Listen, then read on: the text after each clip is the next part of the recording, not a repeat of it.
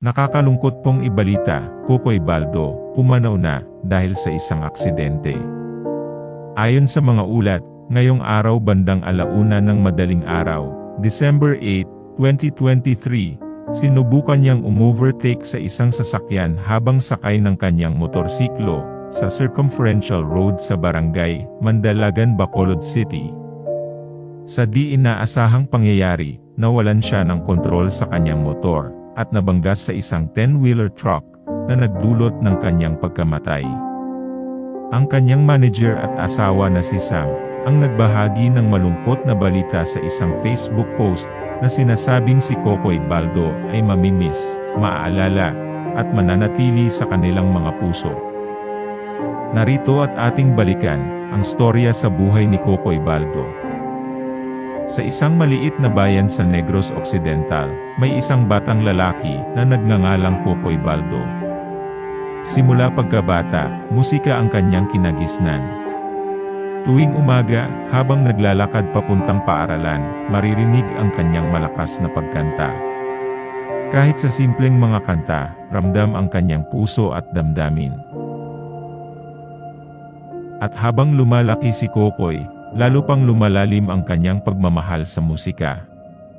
Natuklasan niya ang genre ng reggae at agad siyang nahumaling dito. Ang kanyang pamilya, at pagmamahal niya sa musika ng reggae, ang nagbigay ng inspirasyon sa kanya. Hindi lang siya basta kumakanta, kundi nagbibigay rin siya ng mga mensahe, sa pamamagitan ng lyrics sa kanyang mga kanta. Sa kanyang paglalakbay sa mundo ng musika, nakilala niya ang iba pang mga musikero, at naging bahagi ng isang banda. At sa bawat pagtatanghal, nadadama ng mga tao ang kanyang musika, at ang kanyang boses na puno ng puso, at ang kanyang pagiging makatao, ang nagpapatibay sa kanyang tagumpay.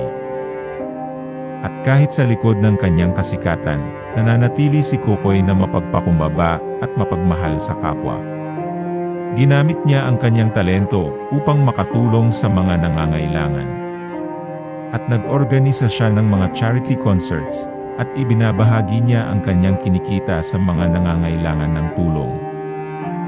Ngunit sa hindi inaasahang isang trahedya, biglang nawala si Kokoy Baldo, ang nag-iisang Bob Marley ng Philippines reggae music. Ako po ay nakikiramay sa pamilyang naiwan mo, idol.